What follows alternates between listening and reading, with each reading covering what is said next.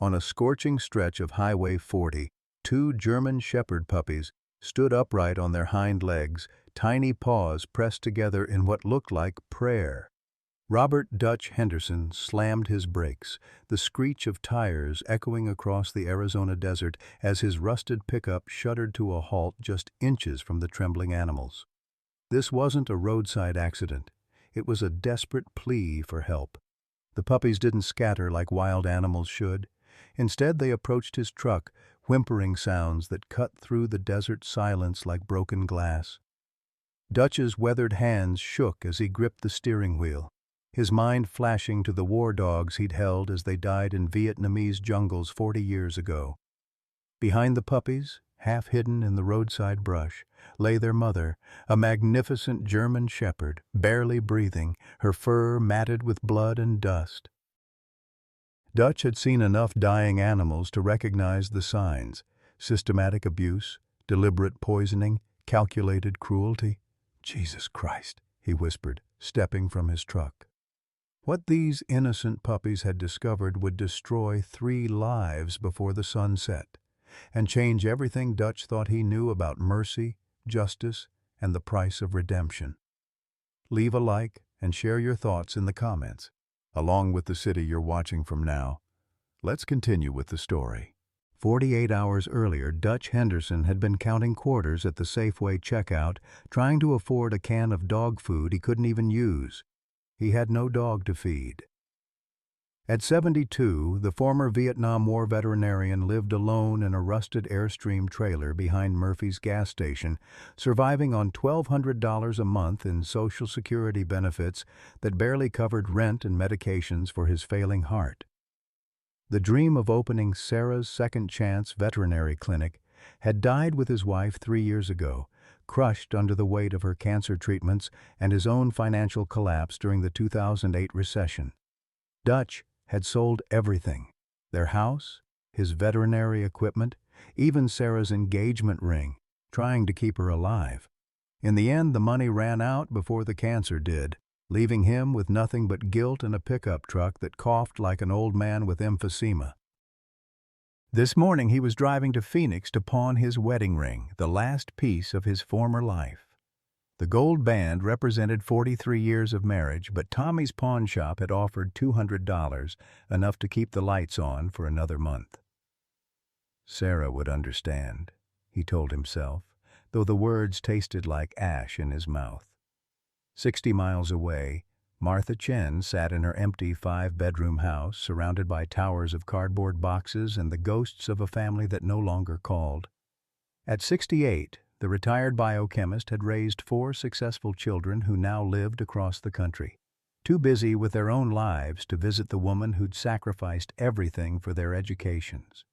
Her property tax notice lay open on the kitchen table like an execution warrant: 48 hours to pay $12,000 or face eviction from the home she'd lived in for 30 years. Martha's isolation wasn't just financial, it was penance. Hidden in her basement laboratory were research files from her work at Meridian Biosciences, where she'd spent 20 years developing pharmaceutical compounds by testing them on laboratory animals. The memory of those trusting brown eyes still haunted her dreams, but the work had paid for her children's college tuitions, their weddings, their starter homes. Now, with her savings depleted by her late husband's medical bills, she faced losing everything anyway. Meanwhile, Vincent Crawford kissed his 8-year-old autistic son, Tommy, goodbye and headed to his consulting job in Tucson. To his wife, Susan, Vincent was a successful business consultant who traveled frequently. In reality, he was running an underground network that provided laboratory animals to research facilities willing to pay premium prices for acquisition services, a euphemism for stealing pets and strays. Vincent's desperation had simple mathematics. Tommy's autism therapy cost $60,000 annually, their insurance covered less than half, and Susan had threatened divorce if they couldn't afford the treatments that kept their son functional. Every stolen dog represented another month of hope for Tommy's future, even as it destroyed Vincent's soul piece by piece. None of them knew that their paths would converge on a desert highway, united by a dying German shepherd and two puppies who understood that sometimes salvation comes from the most broken places. Dutch's hands trembled as he knelt beside the dying German shepherd, his veterinary training kicking in despite years of retirement. The dog's breathing was shallow and labored, her ribs visible beneath matted fur that had once been a rich, golden brown. Fresh injection marks dotted her front legs like tiny accusation points, and her gums showed the telltale pallor of systematic poisoning. "Easy, girl," Dutch whispered, his voice cracking with emotion he hadn't felt since holding Sarah's hand in that sterile hospital room. "I've got you now." The two puppies, no more than 8 weeks old, pressed against their mother's body, whimpering softly. They were beautiful animals, their ears just beginning to stand upright, their blue eyes still holding the innocent trust that Dutch remembered from his war dogs. Max, the larger male, kept licking his mother's face as if trying to wake her from a nightmare. Bella, smaller and more cautious, watched Dutch with an intelligence that seemed far too old for such a young animal. Dutch's pickup truck had seen better decades, but it still ran, and that's all that mattered now. He fashioned a makeshift stretcher from an old tarp in his truck bed, gently lifting the German shepherd while her puppies scrambled to stay close. The mother dog didn't resist. She was too weak, but her eyes followed Dutch's movements with desperate hope. As he secured the dogs in his truck, Dutch noticed something that made his blood run cold, a small scar behind the mother's ear, perfectly rectangular, indicating a microchip implant. This wasn't a stray dog that had wandered into trouble.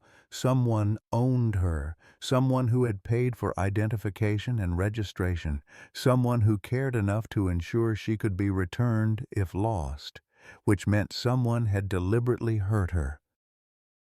Dutch's Vietnam training had taught him to read situations quickly, and everything about this scene screamed deliberate cruelty. The injection marks were too precise to be accidental poisoning. The location, 50 yards from the highway, just far enough to avoid immediate discovery, suggested someone had dumped her here to die slowly. The puppy's desperate attempt to flag down help indicated they'd been trying to save their mother for hours, maybe days. Using his old flip phone, Dutch scanned for the microchip number with a borrowed scanner app that barely worked on his ancient device. The registration traced back to an address in Scottsdale, 11247 Desert Rose Drive, registered to one Martha Chen, with an emergency contact listing the same address. Dutch knew Scottsdale. Expensive neighborhood. The kind of place where people had enough money to care for animals properly. The drive took 45 minutes. 45 minutes during which the mother dog's breathing became increasingly labored. Dutch found himself talking to her, sharing stories of his war dogs, of Sarah, of the veterinary practice he'd always dreamed of rebuilding. The puppies had curled up on either side of their mother, their small bodies radiating the kind of protective loyalty that Dutch had seen in military working dogs. Martha Chen's house sat behind an iron gate in a neighborhood where the lawn stayed green despite the desert climate.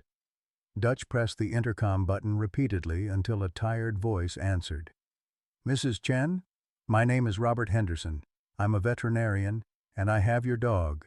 She's been hurt badly, and she needs immediate medical attention." The gate buzzed open without another word. Martha appeared at her front door wearing a faded lab coat over pajamas, her gray hair disheveled as if she hadn't slept in days. When she saw Dutch carrying the German shepherd, her face went white as laboratory paper. "Oh my God," she whispered, her hands flying to her mouth. "Duchess." But there was something wrong with Martha's reaction. Dutch had expected relief, gratitude, the normal response of a pet owner reunited with a beloved animal. Instead, Martha looked terrified, guilty, as if she'd been caught in a terrible lie. "How do you know this dog?" Dutch demanded, his instincts warning him that nothing about this situation was what it appeared to be. Martha's basement laboratory was a shrine to scientific precision, filled with equipment that Dutch recognized from his veterinary school days decades ago. Microscopes, centrifuges, chemical storage units, and filing cabinets that stretched from floor to ceiling. This wasn't a hobbyist setup. This was a professional research facility. "I need to examine her," Martha said, her voice shaking as she cleared a metal table. "I need to know what they used." "They?" Dutch set Duchess down carefully, watching Martha's face for tells. "Who's they?" Martha's hands moved with practiced efficiency, drawing blood samples, checking vitals, examining the injection sites with a magnifying glass. But her face told a different story. The face of someone who recognized exactly what she was looking at. "Mrs. Chen," Dutch said slowly, "what aren't you telling me about this dog?" That's when Martha Chen broke down completely, her professional composure crumbling like old concrete. Through her tears, she whispered the words that would change everything Dutch thought he knew about rescue, redemption, and the price of scientific progress. "I created the poison that's killing her." The silence in Martha's basement laboratory stretched like a taut wire, broken only by Duchess's labored breathing and the soft whimpering of her puppies. Dutch stared at Martha, trying to process her confession, while his hands instinctively moved to check Duchess's pulse, weak but still fighting. "You what?" Dutch's voice came out as a whisper, then exploded into a roar. "You poisoned this dog?" Martha flinched as if he'd struck her hands shaking as she continued drawing blood samples. "Not directly. I developed the compound 20 years ago for Meridian Biosciences. It was supposed to be a breakthrough in pain management research, but the side effects—" She trailed off, unable to meet Dutch's eyes. "Side effects?" Dutch's military training kept him focused despite his rage. "What kind of side effects?" "Organ failure, neurological damage, internal bleeding." Martha's voice was clinical, detached, as if discussing someone else's work. "The compound attacks the central nervous system while mimicking the symptoms of natural illness. It was designed to be undetectable in standard toxicology screens." Dutch felt his chest tighten, not his usual heart problems, but pure fury. "Designed to be undetectable? Jesus Christ, lady, you created a perfect murder weapon for animals." "I thought I was helping," Martha said desperately, her professional mask finally cracking completely. "The research was supposed to lead to better pain medications for humans. We were told the animal trials were humane, that the subjects were already terminal." "Terminal?" Dutch grabbed Martha's shoulders, forcing her to look at him. "Does this dog look terminal to you? Do those puppies look like lab subjects?" Before Martha could answer, the sound of tires on gravel echoed from her driveway. Both of them froze, listening to car doors slam and footsteps approaching the house. Martha's face went ashen. "Nobody knows I live here anymore," she whispered. "My children haven't visited in 3 years." The front doorbell rang once, then again, more insistently. Dutch moved protectively over Duchess while Martha climbed the basement stairs with obvious reluctance. Through the thin ceiling, they could hear muffled voices. Martha's nervous tone and a man's voice, confident and demanding. "Mrs. Chen?" "Vincent Crawford, animal recovery specialist. I believe you have something that belongs to my client." Dutch's blood chilled. In Vietnam, he'd learned to recognize predators by their voices, and this man sounded like someone who took what he wanted regardless of consequences. Dutch eased his way up the basement stairs, positioning himself where he could see into Martha's living room. Vincent Crawford looked like a successful businessman, pressed khakis, polo shirt, expensive watch, but his eyes moved constantly, cataloging exits and valuables with practiced efficiency.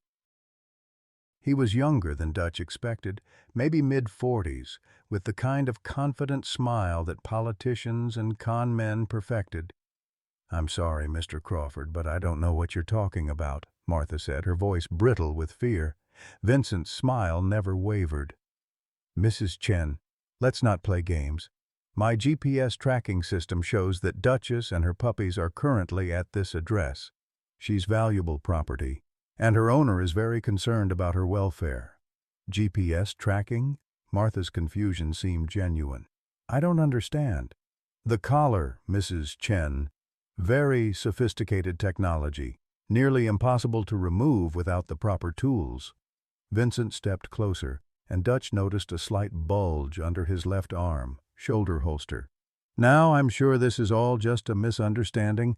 Perhaps you found the dogs and were planning to call the proper authorities? Dutch had heard enough. He stepped into the living room, his imposing frame filling the doorway despite his age. Years of military bearing and veterinary work had kept him strong, and he used every inch of his 6'2" height to intimidate. The proper authorities? Dutch's voice carried the authority of someone who'd commanded respect in combat zones. You mean like the police who should be investigating animal cruelty? Vincent's businessman facade flickered for just a moment, revealing something harder underneath. And you are? Robert Henderson.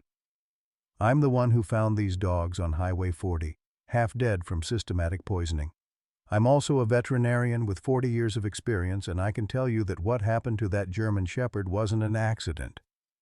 Dr. Henderson, Vincent said smoothly, I appreciate your concern, but there's obviously been a misunderstanding.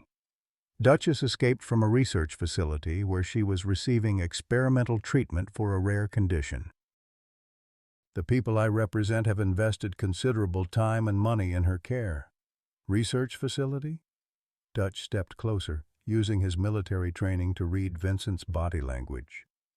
What kind of research requires injecting healthy dogs with untraceable poisons? The question hit its mark. Vincent's smile finally dropped, replaced by something colder and more calculating.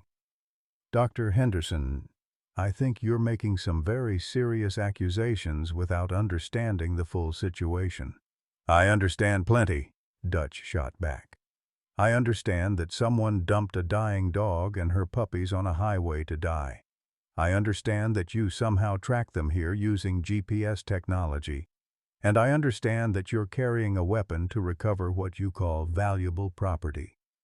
Martha had been silent during this exchange, but now she spoke up, her voice stronger than before. Vincent, is it? How did you know Duchess was here? The microchip registration has been unchanged for 3 years. Vincent's confidence was cracking now, his professional demeanor slipping like a mask in the rain. Mrs. Chen, I think there's been a significant misunderstanding about your role in this situation. Perhaps we should discuss this privately? No, Dutch said flatly. Whatever you have to say, you can say in front of both of us, unless you'd prefer to explain it to the police. That's when Vincent dropped all pretense of civility. His hand moved toward his jacket, and Dutch's military reflexes kicked in. But before either man could escalate the confrontation, a new sound froze them all. The distinctive whimper of puppies in distress, echoing up from the basement. She's getting worse, Martha said, her scientific training overriding her fear. The poison is progressing faster than I expected.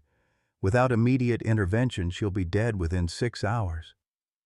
Vincent's hand stopped halfway to his weapon. For the first time since entering the house, he looked genuinely conflicted. 6 hours?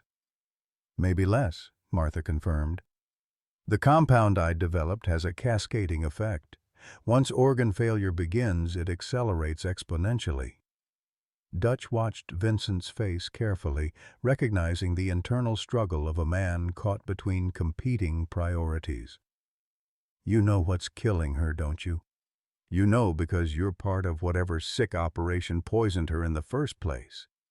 Vincent looked at both of them for a long moment, his businessman mask finally falling away completely. What remained was someone Dutch recognized from his own mirror, a man carrying guilt too heavy for his shoulders. Her name is Duchess, Vincent said quietly, and I've been trying to save her for 3 months. Vincent's confession hung in the air like smoke from a battlefield, and Dutch found himself reassessing everything he thought he knew about the situation. The man standing in Martha's living room wasn't the predator Dutch had expected. He was something more complicated, more broken. 3 months? Martha asked, her scientific mind latching on to the timeline. That's when the Meridian files were stolen from the university archives. Vincent nodded slowly, his hand moving away from his weapon and toward his wallet instead.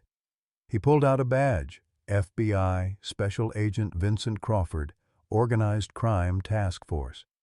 I've been working undercover, trying to infiltrate an animal trafficking ring that's been operating across 4 states. Duchess was supposed to be my way in. Dutch studied the badge, his military experience helping him distinguish authentic federal identification from clever fakes. The holographic seals, the embedded chips, the wear patterns, all legitimate. But trust didn't come easily to a man who'd seen too many good intentions pave roads to hell. Animal trafficking, Dutch repeated. For what purpose? Research facilities that don't ask questions about where their test subjects come from, Vincent explained, his voice heavy with disgust. Pharmaceutical companies, university labs, private research foundations, they pay premium prices for specific breeds, specific ages, specific health profiles. Martha sank into her recliner, the weight of decades finally crushing her shoulders. German Shepherds are particularly valuable because of their intelligence and loyalty. They make ideal subjects for neurological and behavioral studies. Jesus Christ, Dutch whispered, pieces of a horrible puzzle falling into place. How long has this been going on? Longer than any of us realized, Vincent said. The ring has been operating for at least 8 years, moving hundreds of animals annually. They target specific breeds from affluent neighborhoods, dogs with microchips, veterinary records, established health histories. Dutch felt his chest tighten again, but this time it wasn't anger, it was recognition. The war dogs in Vietnam. Some of them disappeared from base camps and we were told they'd wandered off or been killed by enemy fire, but there were rumors. Military working dogs have always been valuable, Vincent confirmed grimly. Perfect training, known medical histories, specific skill sets. After the war, some veterans got into the business of acquiring animals for research purposes. The basement timer Martha had set began beeping insistently, pulling all 3 of them back to the immediate crisis. Duchess was dying while they stood debating the broader implications of her suffering. We need to focus on saving her first, Martha said, standing with newfound determination. Vincent, if you're really trying to help, I need to know exactly what she was exposed to and when. Vincent pulled out a small notebook, the kind Dutch remembered from his own military days. Waterproof, compact, filled with careful handwriting. Dr. Johnson's facility in Phoenix. They've been using a compound they call X47 for behavioral modification studies. According to my contact inside, Duchess received 3 injections over the past week. Martha's face went white. 3 injections. Vincent, X47 was designed as a single-dose compound. Multiple exposures create a synergistic effect that... That what? Dutch demanded when Martha trailed off. That makes it nearly impossible to counteract, Martha finished weakly.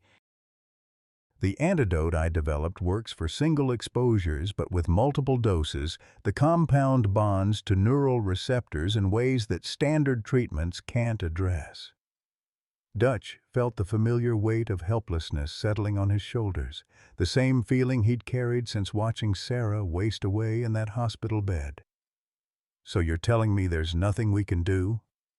I didn't say that, Martha replied, her scientific training taking over. There's a theoretical approach, but it would require accessing my old research files and laboratory equipment that I haven't used in 15 years. Vincent checked his watch, his federal agent training evident in the precise way he calculated time frames. How long would that take? Hours we don't have, Martha admitted. The files are in storage at the university. The equipment would need to be calibrated, and I'd need to synthesize a completely new compound from scratch. Dutch looked down at Duchess, whose breathing had become even more labored in the past few minutes. Max and Bella had positioned themselves on either side of their mother, their small bodies pressed against hers as if they could transfer their life force to keep her alive. "There has to be another way," Dutch said, his voice carrying the desperation of a man who'd lost too much already. "What about Dr. Johnson's facility? If they have the compound, they might have antidotes." Vincent shook his head. "Dr. Johnson isn't just running illegal research, he's the head of the entire trafficking operation. Going to his facility would be walking into a trap, and he'd destroy the evidence before helping us save Duchess." Martha was pacing now, her scientific mind working through possibilities with the methodical precision of someone who'd spent decades solving complex problems. "Wait, Vincent, you said you've been undercover for 3 months. Do you have any contacts inside the legitimate research community?" "A few," Vincent said cautiously. "Why?" "Because X-47 wasn't just my work," Martha explained, excitement building in her voice. "It was part of a collaborative project with 3 other researchers. Dr. Sarah Kim at Johns Hopkins, Dr. Michael Torres at Stanford, and Dr. David Chen, my late husband." Dutch noticed Vincent's sharp intake of breath at the mention of Dr. Chen. "Your husband worked on this project?" "David was the lead researcher on the antidote development," Martha said, her voice softening with memory. "He kept detailed records of every variation, every test result, every failed attempt. When he died 5 years ago, I thought all that work died with him." "But," Dutch prompted, sensing there was more. "But David was paranoid about losing research data. He made backup copies of everything, stored them in multiple locations." Martha's eyes lit up with sudden realization, including a safety deposit box at First National Bank. Vincent was already reaching for his phone. "I can get a federal warrant to access the box within an hour, but that still leaves us with the problem of synthesizing the antidote." "Not necessarily," Martha said, her mind racing ahead. David's backup files included detailed synthesis protocols and ingredient lists. If the research was accurate, the antidote might be synthesizable using basic laboratory equipment. Dutch felt a flicker of hope, the first he'd experienced since finding Duchess on that highway. "What kind of equipment?" "The kind they have at veterinary colleges," Martha said, looking directly at Dutch. "You said you were a veterinarian. Do you still have contacts in the academic community?" Dutch thought immediately of Dr. Patricia Williams, his former classmate who now headed the veterinary program at Arizona State University. They'd lost touch over the years, but Pat had always been the kind of person who helped colleagues in crisis. "I might," Dutch said carefully. "But even if we can access a lab, do you really think you can synthesize an antidote you haven't worked with in 20 years? Martha looked down at Duchess, whose breathing was becoming increasingly shallow. Max and Bella were whimpering continuously now, their puppy instincts telling them their mother was slipping away. "I have to try," Martha said simply. "I spent 2 decades of my career hurting animals in the name of science. Maybe it's time I use that knowledge to save one." Vincent closed his phone after a brief conversation. "Federal warrant will be ready in 45 minutes. I can have the safety deposit box opened and the files retrieved within 2 hours." "That might be cutting it close," Dutch warned, checking Duchess's pulse again. "Her heart rate is becoming irregular." "Then we better get moving," Martha said, already heading toward the basement to gather her portable equipment. "Vincent, can you arrange transport to the university?" "Federal vehicle is parked outside," Vincent confirmed. "But I should warn you both, if Dr. Johnson suspects we're trying to develop an antidote, he'll do everything in his power to stop us." Dutch looked at Vincent carefully. "How would he know what we're doing?" Vincent's expression darkened. "Because despite what my badge says, I'm not the only federal agent involved in this operation. Johnson has connections throughout the Bureau, people who tip him off when investigations get too close. You're saying there are corrupt federal agents protecting this trafficking ring? Dutch asked. I'm saying I don't know who to trust inside my own organization, Vincent admitted, which is why I've been working alone for the past month. Martha emerged from the basement carrying a metal case filled with basic laboratory supplies. If we're going to do this, we need to assume we're on our own. No federal backup, no official support. Dutch looked at his unlikely allies, a guilt-ridden scientist seeking redemption and an undercover agent working outside official channels. In Vietnam, he'd learned that sometimes the most successful missions were accomplished by small groups operating beyond the reach of official oversight. All right, Dutch said, carefully lifting Duchess while her puppies scrambled to follow. Let's go save a dog. As they loaded Duchess into Vincent's federal vehicle, Dutch couldn't shake the feeling that they were walking into something much larger and more dangerous than any of them realized. But watching Max and Bella curl up protectively around their dying mother, he knew they had no choice but to try. The drive to Arizona State University would take 30 minutes in normal traffic. But Vincent activated his federal emergency lights, and Dutch found himself holding Duchess while Vincent navigated through Phoenix traffic with the skill of someone who'd learned to drive in crisis situations. There's something else you both need to know, Vincent said as they approached the university campus. Duchess isn't just another trafficking victim. She's evidence in a federal case that could bring down the entire operation. Martha looked up sharply. What kind of evidence? She was Dr. Johnson's personal test subject for a new compound he was developing.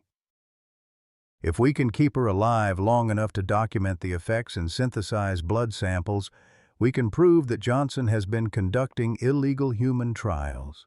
Dutch felt his stomach drop. Human trials? Phase 1, testing on homeless individuals and nursing home patients, Vincent said grimly. People who wouldn't be missed if the experiments went wrong. The weight of what they were attempting suddenly felt enormous. They weren't just trying to save one dog. They were trying to gather evidence that could save countless human lives. Doctor. Patricia Williams hadn't changed much in the 20 years since Dutch had last seen her. Still the same sharp eyes behind wire-rimmed glasses, still the same no-nonsense demeanor that had made her the top student in their veterinary class. But when she saw Dutch carrying a dying German shepherd into her laboratory at 11 o'clock at night, her professional composure cracked. "Dutch Henderson," she said, her voice mixing surprise with concern. "What in God's name are you doing here?" "Saving a life," Dutch replied simply, laying Duchess on the examination table while Martha unpacked her equipment and Vincent stood guard at the laboratory door. "Pat, I need your help. This dog has been poisoned with an experimental compound, and we have maybe 2 hours to synthesize an antidote." Patricia's eyes moved quickly over Duchess's condition. The labored breathing, the injection marks, the signs of systematic poisoning that any experienced veterinarian would recognize. "Dutch, this animal needs immediate medical attention at a fully equipped emergency clinic, not a college laboratory." "Emergency clinics can't help her," Martha interrupted, looking up from her blood analysis equipment. "The compound in her system doesn't show up on standard toxicology screens, and traditional treatments will only accelerate the organ failure."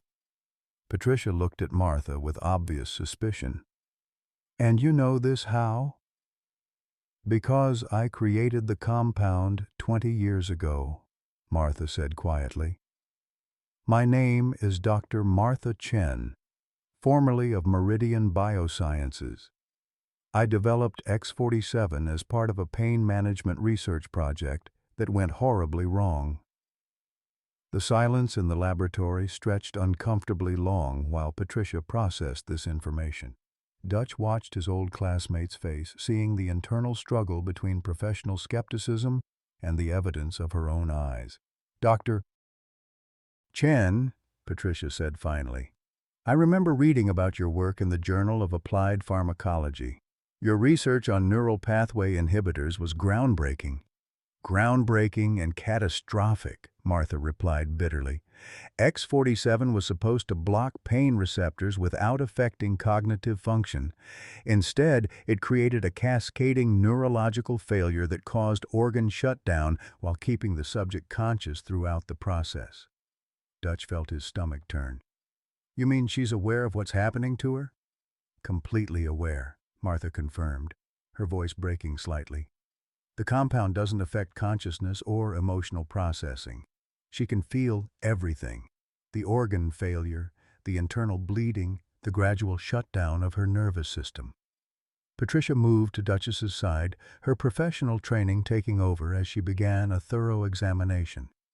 Heart rate is irregular but strong. Pupil response is sluggish but present. Respiratory distress is significant. She looked up at Martha.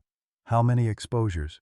3 injections over the past week, Vincent answered from his position by the door. Administered at an illegal research facility that's been using stolen animals for pharmaceutical testing. Patricia's expression hardened. Federal agent? Vincent showed his badge again. Undercover investigation. This dog is key evidence in a case against an animal trafficking ring that's been operating across multiple states. Evidence that dies if we can't synthesize an antidote in the next 90 minutes, Dutch added, checking his watch with military precision. Patricia looked at all 3 of them. Dutch, her old classmate seeking redemption. Martha, the scientist trying to undo decades of damage. Vincent, the federal agent working alone against a corrupt system. What do you need?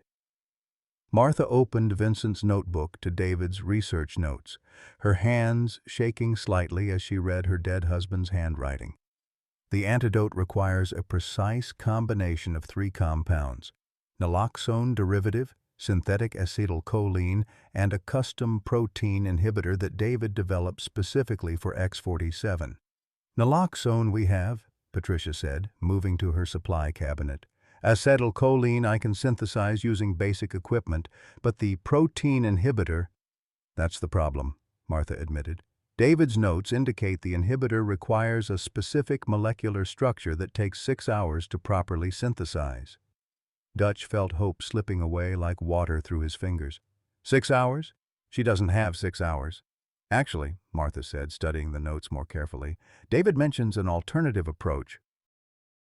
A faster synthesis method that produces a less stable compound but should work for immediate intervention. Vincent checked his phone, tension evident in his voice. I just got word that Dr. Johnson's people are looking for Duchess. They've contacted local veterinary clinics and emergency hospitals, claiming she's a valuable research animal that escaped from their facility. How long before they track us here? Patricia asked. Hard to say, Vincent replied. But if they have contacts in local law enforcement, they could get university security to check the veterinary building. Patricia moved with decisive efficiency, gathering equipment and chemicals from various storage areas. Then we work fast. Martha, walk me through the synthesis process. Dutch, monitor Duchess's vitals and keep those puppies calm. Vincent, watch the corridors and let us know if anyone approaches. The next hour became a blur of precise scientific activity. Martha and Patricia worked side by side, their combined expertise bridging the gap between theoretical knowledge and practical application. Dutch found himself falling back into his old role as veterinary assistant, monitoring Duchess's condition while keeping Max and Bella calm as their mother's breathing became increasingly labored. Her heart rate is dropping, Dutch reported, watching the portable monitor Patricia had connected. BP is falling too. Expected, Martha said without looking up from the centrifuge. The compound is reaching final stages. We're literally racing against organ shutdown. Patricia worked with the focused intensity Dutch remembered from their student days, her hands steady as she measured precise amounts of chemicals that could mean the difference between life and death. Martha, are you certain about the molecular ratios? One mistake and we could accelerate the poisoning instead of reversing it. David tested this formula extensively, Martha replied, though doubt crept into her voice. But he only used computer models. We never had a chance to test it on actual subjects. You mean we're using an untested antidote on a dying animal? Dutch asked. We're using the best scientific knowledge available against a poison I helped create, Martha corrected. It's not ideal, but it's the only chance she has. Vincent's voice cut through their conversation from the doorway. We've got company. 3 vehicles just pulled into the parking lot. 2 look like federal cars. One's a private security van. Patricia didn't look up from her work. How much time do we need? 15 minutes for final synthesis, Martha replied. Another 5 for preparation and injection. 20 minutes, Vincent calculated. I can buy us maybe 10 before they figure out which laboratory we're in. Dutch looked down at Duchess, whose breathing had become so shallow it was barely visible. Max and Bella had stopped whimpering, pressing their small bodies against their mother as if they could sense her life ebbing away. She's not going to make it 20 minutes, Dutch said quietly. Martha's hands stilled over her equipment. For a moment, the only sound in the laboratory was the hum of machinery and Duchess's labored breathing. Then Martha looked up with the expression of someone who had made a final, irrevocable decision. Patricia, I need you to continue the synthesis exactly as I've shown you. Dutch, prepare a syringe for immediate injection. Vincent, lock the laboratory door and barricade it if necessary. What are you doing? Dutch asked. Martha was already moving to a different set of equipment, pulling out vials and syringes with practiced efficiency. I'm preparing an emergency intervention. David's notes mention a stabilization compound that can slow the organ failure process, buying us additional time for the complete antidote. How much additional time? Patricia asked. Maybe an hour, Martha replied. But it's extremely dangerous. The stabilization compound can cause cardiac arrest if the dosage is even slightly incorrect. Vincent was already moving furniture against the laboratory door. They're in the building. I can hear voices in the corridor. Dutch looked at Duchess, then at Max and Bella, then at the 3 people who were risking everything to save one dog. Do it. Martha filled a syringe with clear liquid, her hands remarkably steady for someone about to attempt a procedure that could kill the patient she was trying to save. If this works, it'll give us the time we need. If it doesn't, she was going to die anyway, Dutch finished. At least this way, she has a chance. As Martha inserted the needle into Duchess's IV line, the sound of heavy footsteps echoed in the corridor outside. Vincent checked his weapon, Patricia continued working on the antidote synthesis, and Dutch found himself praying to a god he hadn't spoken to since Sarah's funeral. The stabilization compound hit Duchess's bloodstream, and for a terrifying moment her heart rate flatlined on the monitor. Then, slowly, steadily, it began beating again, stronger than before, more regular, more alive. It's working, Dutch whispered, hardly daring to believe it. That's when someone began pounding on the laboratory door, and Vincent's phone started ringing with an incoming call from a number he didn't recognize. The pounding on the laboratory door grew more insistent, accompanied by authoritative voices demanding entry. Vincent answered his phone with obvious reluctance, his face darkening as he listened to whoever was calling. "Dr. Johnson," Vincent said loudly enough for everyone to hear.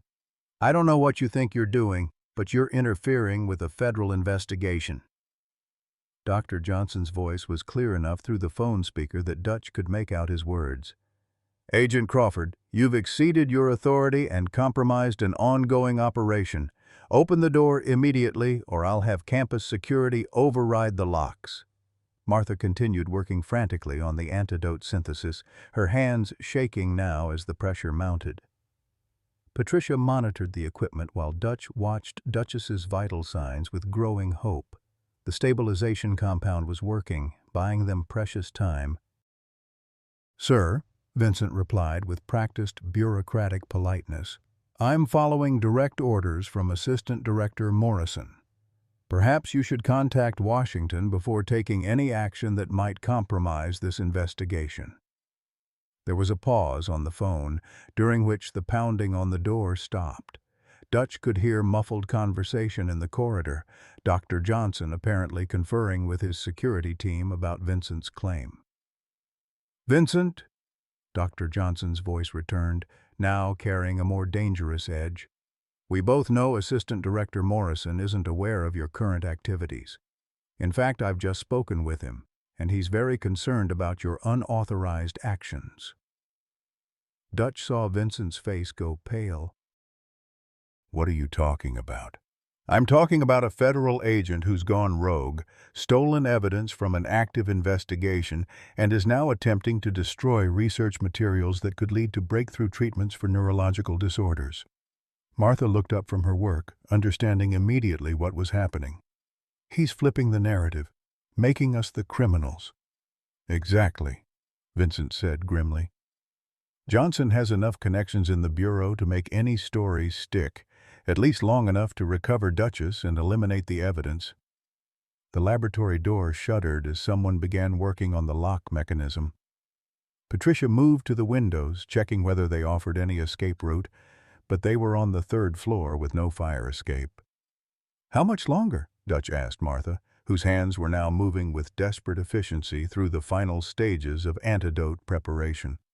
5 minutes for synthesis completion," Martha replied. 2 minutes for final mixing, then immediate injection. "We don't have 7 minutes, Vincent said, watching the door handle turn slowly as someone worked with lock-picking tools. That's when Duchess did something that stopped everyone in the room.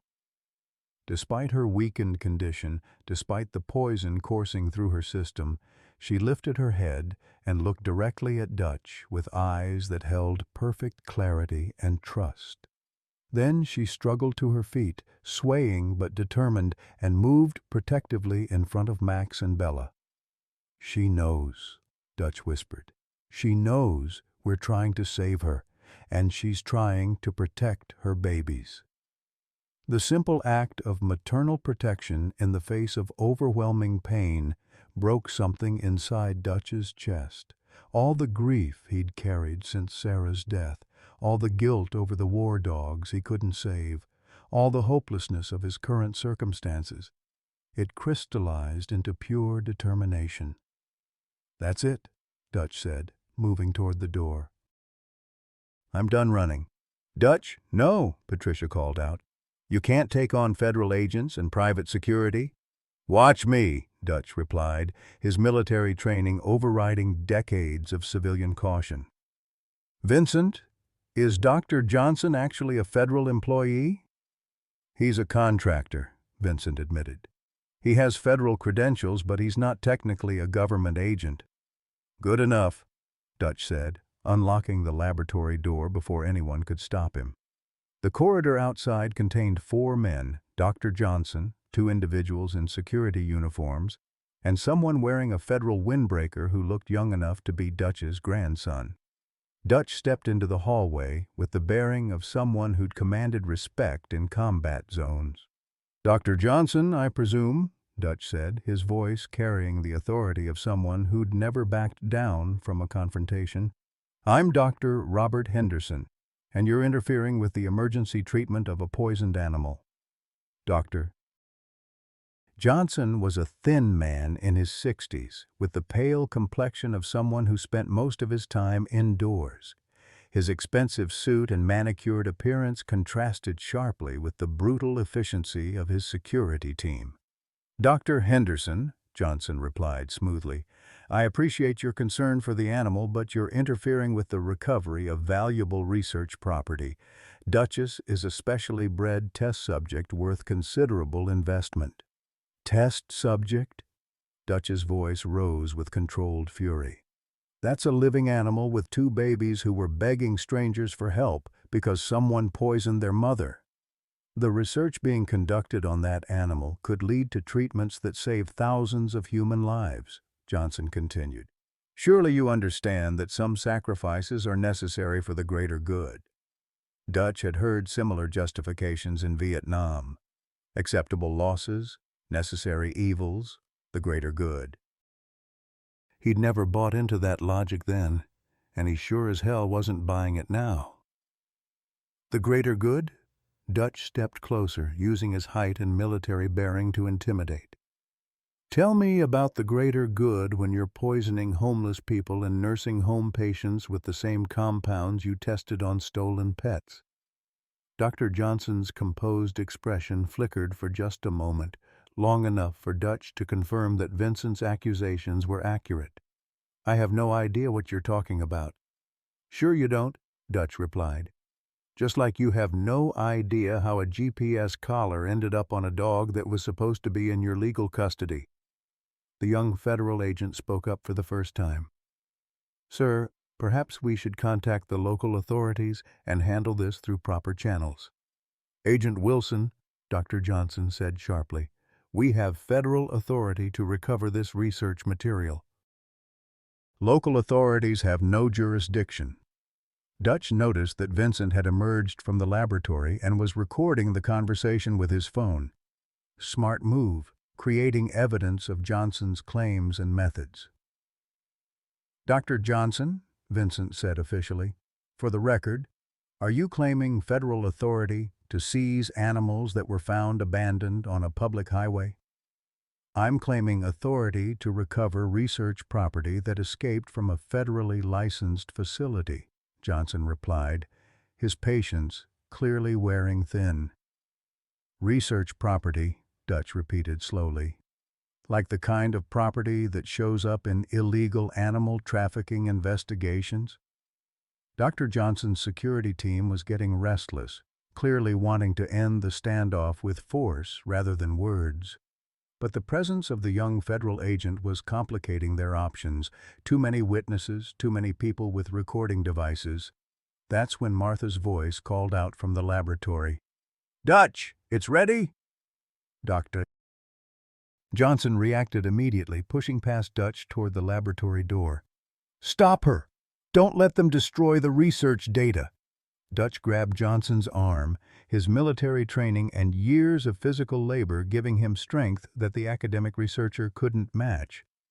The only thing being destroyed here is your illegal operation. The confrontation escalated quickly after that. Johnson's security team moved forward, Vincent drew his weapon, and the young federal agent found himself caught between competing claims of authority. But before anyone could escalate to violence, the sound of multiple sirens filled the air outside the building. Patricia appeared in the laboratory doorway. Dutch, we need you in here now. Dutch had to make a choice. Continue the confrontation in the hallway, or trust that the authorities outside would sort out the legal complications. Looking at Dr. Johnson's face, he saw something that convinced him the real battle was being fought in the laboratory, not the corridor. This isn't over, Dutch told Johnson, then turned and walked back into the laboratory, leaving the security team and federal agents to face whatever was coming up the stairs. Inside the laboratory, Duchess was dying again. Dutch rushed to Duchess's side as her vital signs crashed on the monitors. The stabilization compound that had bought them precious time was wearing off, and her body was shutting down faster than before. Martha stood frozen over the completed antidote, syringe in hand, her face a mask of scientific terror. "What's wrong?" Dutch demanded, checking Duchess's pulse as Max and Bella whimpered frantically beside their mother. "The synthesis worked perfectly," Martha said, her voice barely a whisper. "But I just realized something from David's notes that I missed before. The antidote has to be administered at a specific body temperature, and if the patient is hypothermic—" "What happens if she's hypothermic?" Patricia asked, reading the monitors with growing alarm. "The antidote becomes toxic," Martha finished. "Instead of neutralizing the X47, it combines with it to create a compound that causes immediate cardiac arrest." Dutch felt his world collapsing again. "Are you telling me that saving her will kill her?" Martha checked the temperature readings on Patricia's equipment. Her core temperature has dropped to 96.8 degrees. The safe range for antidote administration is 98.6 to 100.4 degrees. So we warm her up, Dutch said desperately. Heating pads, warm blankets, whatever it takes. Dutch, Patricia said gently, her veterinary experience evident in her tone. Raising core body temperature in a patient this compromised could trigger cardiac arrest even without the antidote. The sound of sirens was getting closer, and voices in the corridor indicated that reinforcements were arriving for Dr. Johnson's team. Vincent appeared in the doorway, his face grim with new information. "Local police are here, but they're being told this is a federal matter," Vincent reported. "Johnson has produced paperwork claiming jurisdiction, and the university security is backing his story." "What kind of paperwork?" Martha asked. "Federal Research Recovery Warrant," Vincent replied. "Looks official enough to convince local authorities to stand down." Dutch looked at Duchess, whose breathing was becoming increasingly shallow, then at Max and Bella, who seemed to understand their mother was slipping away. The same helplessness he'd felt watching Sarah die was washing over him again. All the medical knowledge in the world meant nothing when the system was rigged against you. "There has to be another way," Dutch said, but his voice lacked conviction. That's when Patricia made an observation that changed everything. "Martha, what if the temperature requirement isn't about the antidote itself, but about the patient's ability to metabolize it?" Martha looked up sharply. "What do you mean?" "David's notes assume normal metabolic function," Patricia continued, her mind working through the biochemical implications. "But Duchess isn't metabolizing normally. The X-47 has altered her entire system." Martha began flipping through David's research notes with renewed urgency. "You're right. The temperature requirement was based on standard metabolic rates, but if her metabolism is compromised, then the antidote might work at lower temperatures," Dutch finished, hope creeping back into his voice. "It's theoretical," Martha warned. "David never tested this scenario." "But it's possible?" Dutch pressed. "Possible, but incredibly risky," Martha admitted. "If I'm wrong, the antidote will kill her instantly." The voices in the corridor were getting louder, and someone was working on the laboratory lock again. Vincent checked his weapon, but Dutch could see the conflict in the federal agent's eyes. Using his gun would end his career and potentially make their situation worse. "How risky?" Dutch asked Martha directly. 50-50 chance?" Martha replied honestly. "Maybe less." Dutch looked at Duchess, whose eyes had closed as her body conserved energy for basic survival functions. Max and Bella had stopped whimpering, pressing their small bodies against their mother as if they could transfer their life force to keep her alive. "What are her chances without the antidote?" Dutch asked. "Zero," Patricia said quietly. "The X-47 has progressed too far. Even if we could get her to a full medical facility, there's nothing standard veterinary medicine can do." Dutch knelt beside Duchess, placing his weathered hand on her head. Her fur was soft despite the matting, and he could feel the faint warmth of life still fighting inside her. In Vietnam, he'd learned to make impossible decisions under pressure, but this felt different, more personal, more devastating. "Sarah would have known what to do," Dutch said quietly. "She always knew what to do." "Dutch," Martha said softly, "Sarah would have wanted you to try. She would have wanted you to take the chance." That's when Duchess did something that shattered Dutch's remaining doubt. Despite her weakened condition, despite being barely conscious, she opened her eyes and looked directly at him.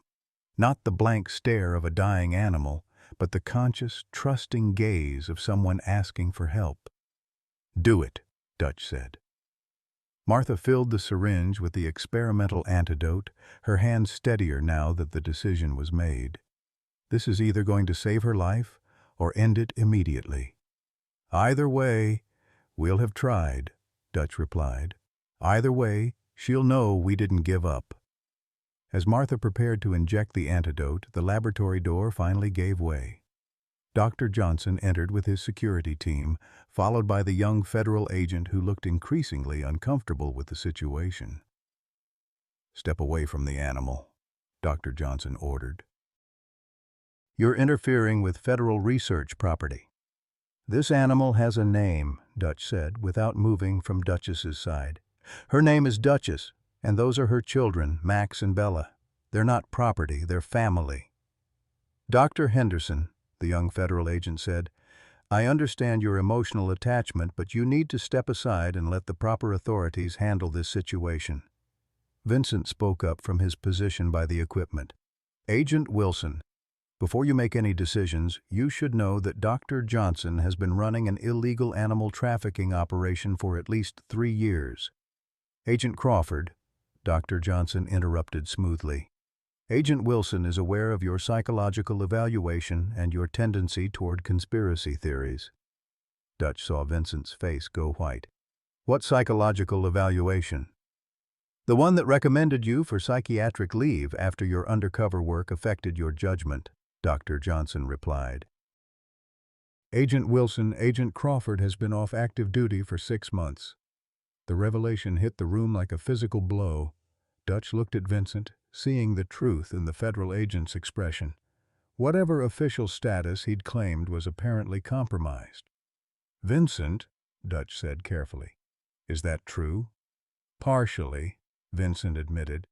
"I was placed on administrative leave after I reported Johnson's operation to my superiors.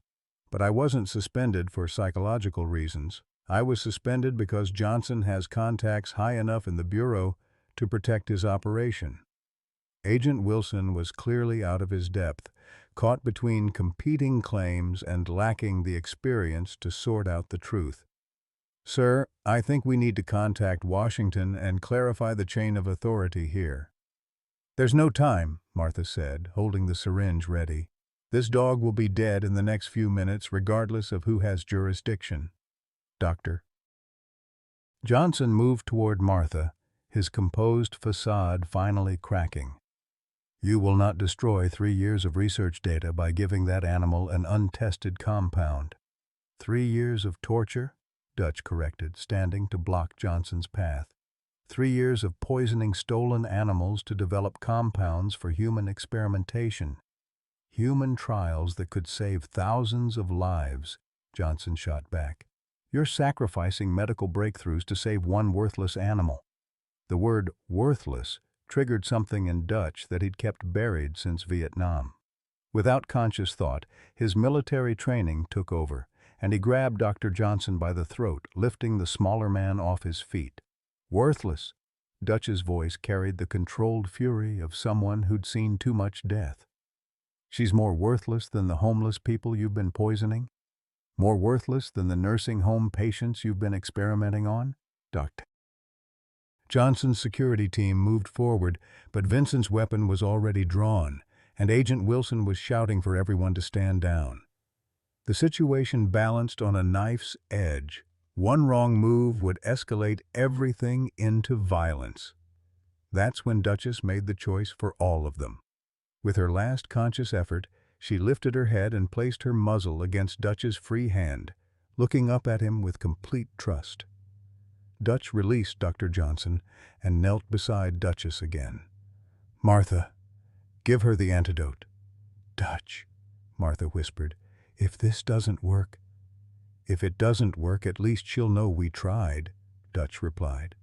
"At least Max and Bella will know their mother didn't die alone." Martha inserted the needle into Duchess's IV line and slowly pushed the plunger. The experimental antidote entered her bloodstream, and everyone in the room held their breath, waiting to see whether they'd just saved a life or ended one. For 30 seconds, nothing happened. Then Duchess's heart monitor flatlined completely. "No," Dutch whispered, placing both hands on Duchess's chest. "Come on, girl, come back." Max and Bella began howling, not the whimper of confused puppies, but the soul-deep wail of animals who understood they were losing their mother. The sound filled the laboratory like a prayer for the dead. That's when Dutch felt it. A faint flutter under his hands, barely perceptible but definitely there. Duchess's heart was beating again, weak but steady, fighting its way back from the edge of death. The heart monitor's steady beeping filled the laboratory like a hymn of resurrection. Duchess's eyes fluttered open, focusing first on Dutch's weathered face, then on Max and Bella, who had stopped howling and were tentatively approaching their mother. Her tail moved slightly, just a weak wag, but unmistakably alive. "It worked," Martha whispered, tears streaming down her face as she watched 20 years of guilt begin to dissolve. David's formula worked. Dr. Johnson stood frozen, his carefully constructed world crumbling as his most valuable test subject slipped away from his control. Agent Wilson lowered his weapon, clearly overwhelmed by the emotional weight of what he'd just witnessed. Even Johnson's security team seemed reluctant to interfere with what was obviously a miracle. Vincent holstered his gun and pulled out his phone. But this time he wasn't calling for backup. He was recording everything. "Dr. Johnson, for the federal record, please explain why you attempted to prevent the administration of life-saving medical treatment to an animal in your custody." "That animal is federal research property," Johnson replied, but his voice lacked its earlier conviction. "The compound she was given could interfere with ongoing studies." "Studies involving illegal human trials?" Vincent pressed, his phone camera capturing Johnson's reaction. "I don't know what you're talking about," Johnson said, but Dutch could see the desperation creeping into his expression. Patricia had been monitoring Duchess's vital signs throughout the exchange, and now she looked up with professional amazement. Her temperature is rising, heart rate is stabilizing, and her pupil response is returning to normal. "Whatever that antidote was, it's working better than anything I've seen in 30 years of veterinary medicine." Dutch gently stroked Duchess's head as Max and Bella climbed onto the examination table to nuzzle their mother. The simple family reunion was more beautiful than any medical miracle he'd witnessed in decades of practice. "Mrs. Chen," Dutch said softly, "thank you. Thank you for finding the courage to undo what you helped create." Martha wiped her eyes, her scientific training warring with overwhelming emotion. "David would have been proud. He always said that knowledge without compassion was just another form of cruelty." Agent Wilson finally found his voice. "Dr. Johnson, I think we need to contact my supervisor and clarify exactly what kind of operation you've been running here." "Agent Wilson," Johnson said carefully, "I think you're misunderstanding the scope and importance of this research. Perhaps we should discuss this privately." "No," Wilson replied, his young voice gaining strength. "I think we should discuss this very publicly, with full documentation and oversight." Vincent smiled grimly. "Agent Wilson, I think you're going to have a very successful career in federal law enforcement." That's when Dutch heard something that made his heart skip. Duchess was trying to bark. It came out as a weak whimper, but the intent was clear. She was calling to her puppies, reassuring them that she was alive and would protect them. "Easy, girl," Dutch murmured. "You're safe now. All of you are safe." Dr. Johnson made one last, desperate attempt to regain control of the situation. "Agent Wilson, even if you question my research methods, you have to understand the broader implications. The work we've done could lead to treatments for Alzheimer's, Parkinson's, multiple sclerosis. Are you willing to sacrifice thousands of human lives for one animal?" Agent Wilson looked at Duchess, then at Max and Bella, then at the faces of the people who had risked everything to save them. "Sir, I think the question is whether we're willing to sacrifice our humanity in the name of science." Vincent's phone buzzed with an incoming call. He glanced at the screen and his expression changed dramatically. "It's Assistant Director Morrison. The real one." "Don't answer it," Johnson said quickly. "There are protocols for handling this kind of situation." Vincent answered the call anyway. Assistant Director Morrison? Yes, sir. I can explain everything. Yes, sir. I understand I'm supposed to be on administrative leave. Yes, sir. I have evidence of illegal human trials. As Vincent spoke with his superior, Dutch noticed that Duchess was trying to sit up. Her strength was returning rapidly, far faster than should have been medically possible. But then again, German Shepherds were known for their resilience, and the bond between this mother and her puppies was providing motivation that transcended normal recovery rates. Dr. Johnson, Vincent said after ending his call, Assistant Director Morrison would like to speak with you personally. He's also sending a full investigative team to secure all research materials and interview everyone involved in this operation. Johnson's face went ashen. Agent Crawford, I think there's been a significant misunderstanding about the nature of my work. The only misunderstanding, Dutch said, helping Duchess sit up on the examination table, is how you convinced anyone that torturing innocent animals was acceptable research. Martha had been quietly reviewing David's research notes, and now she looked up with an expression of dawning realization. Vincent, the formula that saved Duchess, it's not just an antidote to X47. According to David's calculations, it could be modified to treat the neurological conditions that Johnson mentioned. What do you mean? Patricia asked. David theorized that the same neural pathways affected by X47 are involved in degenerative brain diseases, Martha explained. But instead of causing damage, a modified version of the antidote could promote healing and regeneration. Dutch felt a chill of understanding. You mean Johnson was right about the potential medical breakthroughs? Yes and no, Martha replied. The breakthrough potential was always there, but it didn't require torturing animals or conducting illegal human trials. David's work could have achieved the same results through ethical research methods. Dr. Johnson overheard this conversation, and Dutch saw something shift in his expression. Not quite redemption, but perhaps the first crack in his justification for years of cruelty. Dr. Chen, Johnson said quietly, if that's true, if there was another way to achieve the same results, there was always another way, Martha replied firmly. You chose the path of exploitation because it was faster and more profitable, not because it was necessary. Agent Wilson had been taking notes throughout this exchange, and now he looked up with the earnestness of someone trying to do the right thing. Dr. Johnson, if you're willing to cooperate with the investigation and provide information about the broader trafficking network, the federal prosecutor might be willing to consider reduced charges. Dutch watched Johnson's internal struggle, recognizing the moment when a person decides whether to continue down a dark path or step toward redemption. He'd seen the same choice in Vietnam, in hospital rooms, in his own mirror after Sarah died.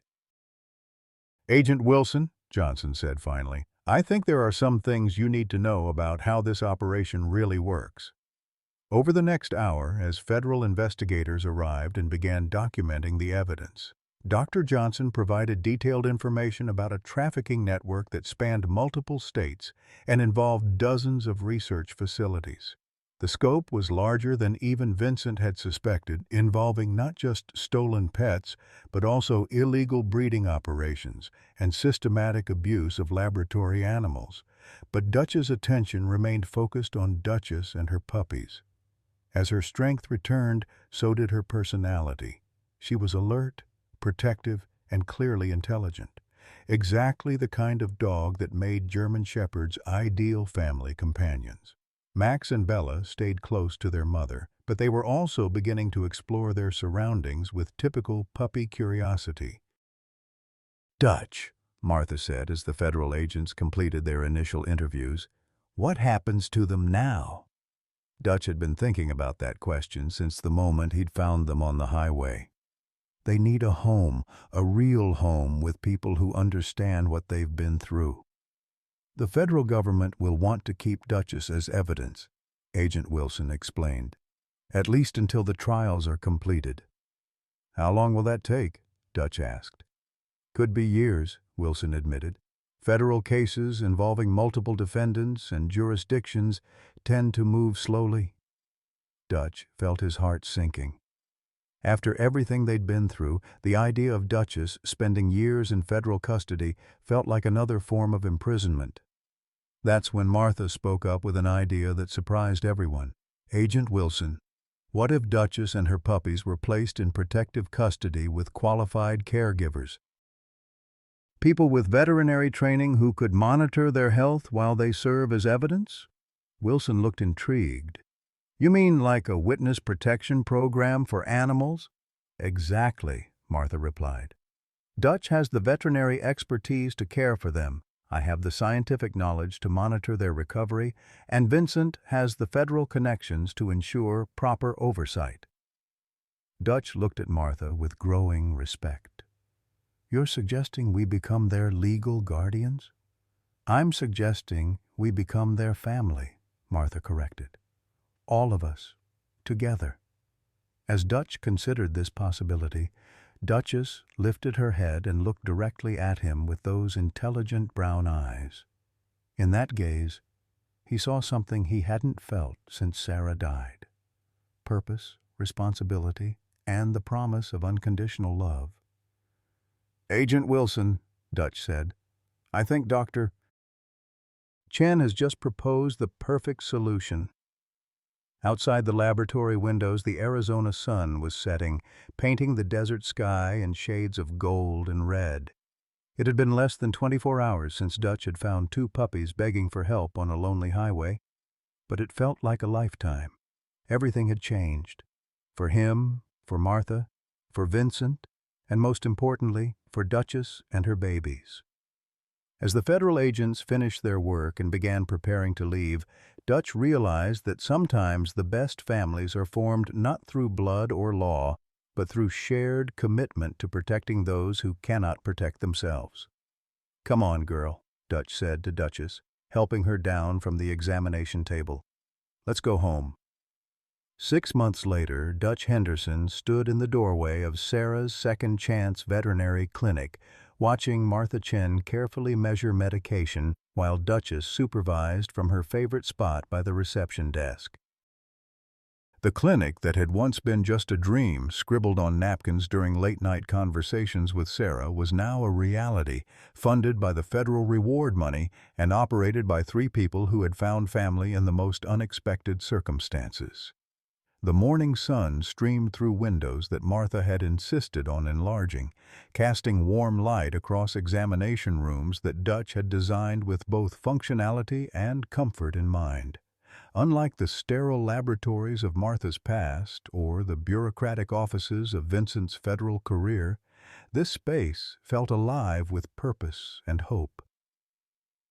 Mrs. Patterson is bringing in Buddy for his arthritis checkup at 9, Martha called out, consulting the appointment book with the same precision she'd once applied to pharmaceutical research.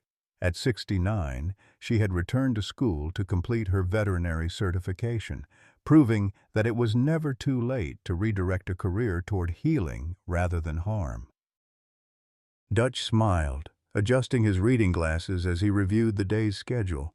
Buddy was a 12-year-old golden retriever whose elderly owner couldn't afford traditional veterinary care. Sarah's Second Chance specialized in serving senior citizens and their aging pets, understanding that the bond between elderly people and their animals often represented their most important relationship. Dr. Henderson called Patricia Williams from the surgical suite where she volunteered 2 days a week. The spay surgery on the rescue puppy is complete. Perfect recovery, just like we expected.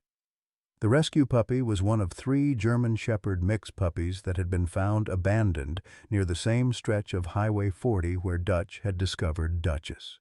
Word had spread through the animal rescue community about the clinic's success with traumatized animals, and they now received referrals from across the Southwest. Vincent Crawford emerged from the back office, trading his federal agent windbreaker for a clinic volunteer shirt that read "Second Chances Save Lives." His career with the FBI had ended after his testimony helped convict Dr. Johnson and dismantle the animal trafficking network, but he'd found new purpose in the clinic's community outreach program. "Dutch, I just got off the phone with the Prescott Animal Shelter," Vincent reported. "They have an elderly German Shepherd whose owner died in a nursing home. No family to take her, and she's too old for most adoption programs." "Bring her in," Dutch said without hesitation. "We'll find her a family." This had become their mission, rescuing animals that other facilities considered unadoptable and matching them with senior citizens who understood that love wasn't about perfection or longevity, but about the quality of connection possible in whatever time remained. Duchess raised her head at the mention of another German Shepherd, her ears perking with interest. At 4.5 years old, she had fully recovered from her poisoning and now served as the clinic's unofficial therapy coordinator. Her intuitive ability to sense which human visitors needed extra comfort had made her invaluable in helping traumatized animals adjust to new homes. Max and Bella, now 6 months old and nearly full-grown, had inherited their mother's intelligence and gentle temperament. Max had shown particular aptitude for working with elderly patients, somehow understanding that he needed to move slowly and carefully around people with mobility issues. Bella had developed a specialty for comforting children during veterinary procedures, her patient nature making even the most anxious young patients feel secure. "Has anyone heard from Tommy Crawford lately?" Martha asked, referring to Vincent's autistic son who had formed an extraordinary bond with Duchess during her recovery. "He's doing remarkably well," Vincent replied, his voice carrying the pride of a father whose child had exceeded every expectation. "The therapists say his interaction with Duchess has accelerated his social development by months. He's actually asking to volunteer here during summer vacation." The transformation in Vincent's family had been as dramatic as the changes in everyone else's lives. His wife Susan had initially been skeptical of his career change, but watching their son's progress had convinced her that some sacrifices led to unexpected blessings. Tommy's autism spectrum challenges remained, but his love for animals had opened communication pathways that years of traditional therapy hadn't achieved.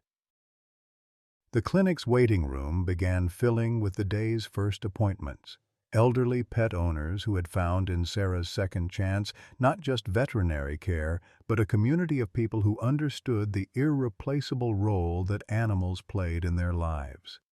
Mrs. Eleanor Vasquez arrived with her ancient Chihuahua, Pepito, who at 15 years old had arthritis, cataracts, and a heart murmur that would have made him a candidate for euthanasia at most facilities. But Dutch had developed a treatment plan that managed his conditions while preserving his quality of life, understanding that Pepito was Mrs. Vasquez's primary companion since her husband's death 3 years earlier. "Good morning, Pepito." Duchess greeted the tiny dog with a gentle nose touch, her maternal instincts extending to every animal that entered the clinic. Pepito's tail wagged despite his physical limitations, recognizing Duchess as a friend and protector. Behind Mrs. Vasquez came Robert "Tank" Morrison, a Vietnam veteran whose PTSD had been significantly helped by his relationship with a rescued pit bull named Liberty. Tank had initially been resistant to therapy and medication, but Liberty's unwavering loyalty had given him a reason to get up each morning and face another day. "Dutch!" Tank called out, his gravelly voice carrying warmth that hadn't been there when they'd first met. "Liberty's doing great with that new hip medication, sleeping through the night for the first time in months." These daily interactions reminded Dutch why the clinic mattered. It wasn't just about treating animals.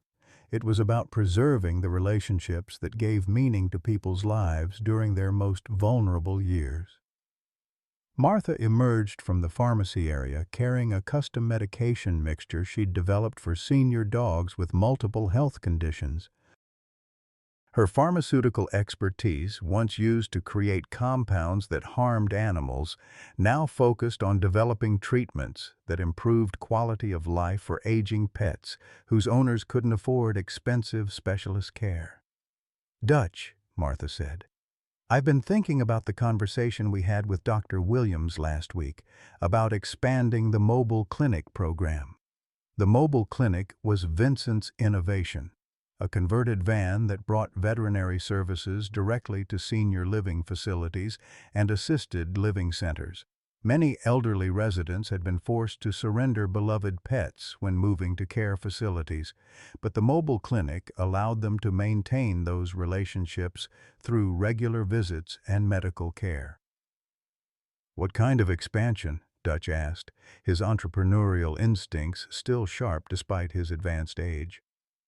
"Training programs," Martha explained, "teaching other veterinarians how to modify standard treatments for senior pets and their elderly owners. Sharing what we've learned about the emotional aspects of geriatric animal care."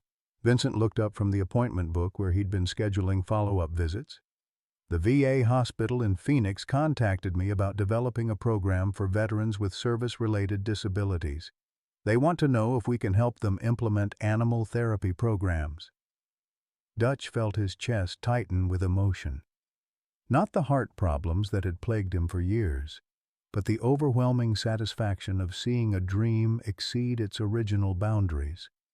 Sarah would have loved knowing that their clinic had become a model for others, that their approach to veterinary care was helping people across the region. "Speaking of the VA program," Martha said, "didn't you have a meeting scheduled with the social worker about that new veteran who needs a companion animal?" Dutch checked his watch. "James Sullivan, 2 o'clock. Lost both legs in Afghanistan, lives alone, having trouble adjusting to civilian life. His therapist thinks a rescue dog might help with depression and mobility assistance." These placement meetings had become Dutch's favorite part of the work. Matching traumatized veterans with rescued animals created healing partnerships that benefited everyone involved. The animals gained loving homes, the veterans gained companionship and purpose, and the clinic gained the satisfaction of knowing that their work created ripple effects of healing throughout the community. Duchess wandered over to Dutch's desk, resting her head on his knee in the gesture that had become their daily ritual. Despite her traumatic past, she had retained the capacity for trust and affection that made German Shepherds exceptional companions. Her recovery had been complete, not just physically, but emotionally.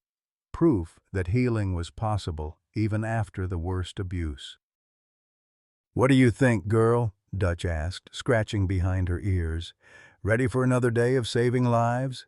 Duchess's tail wagged in response, and Max and Bella joined her beside Dutch's chair. The 3 dogs had become the clinic's unofficial greeters, somehow understanding that their role was to make every visitor feel welcome and safe. The morning appointment rush was beginning, and Dutch could see through the windows that the parking lot was filling with elderly pet owners who had found in Sarah's second chance something that went beyond veterinary care. They had found a place where aging was understood as a natural process rather than a failure, where the love between people and animals was honored rather than dismissed, and where second chances were available to anyone willing to try again. As Dutch prepared for the day ahead, he reflected on the journey that had brought him to this moment. 6 months ago, he had been a broken man driving to pawn his wedding ring, convinced that his life had no purpose beyond survival. Today, he was part of a family and a mission that had given meaning to everything he'd experienced. The good and the bad, the losses and the discoveries, the moments of despair and the unexpected gifts of grace. Sometimes the most important journeys begin with 2 puppies standing on a highway, begging for help. Sometimes the greatest healers are the ones who have been broken and put back together. And sometimes the best families are formed not by blood or law, but by the shared commitment to protect and care for those who cannot protect themselves. The story that had begun with abandonment and cruelty had become one of redemption and hope, proving that it's never too late for second chances, and that love truly does speak every language, even the silent ones. To our listeners who have walked similar paths of loss, loneliness, and unexpected discovery, Like Dutch, Martha, and Vincent, many of us have faced moments when life seemed to offer only endings rather than beginnings. But sometimes our greatest purpose emerges from our deepest pain, and sometimes the family we need finds us when we least expect it. Whether it's through a beloved pet, a volunteer opportunity, or simply the courage to help when help is needed, second chances await those brave enough to take them. Your next chapter might begin with something as simple as two eyes looking up at you, asking for help, and trusting that you have love left to give. What moment in your life felt like an ending but turned into a beginning? Have you ever found unexpected family through caring for an animal or helping someone in need? Share your story in the comments below. Your experience might be exactly what someone else needs to hear today.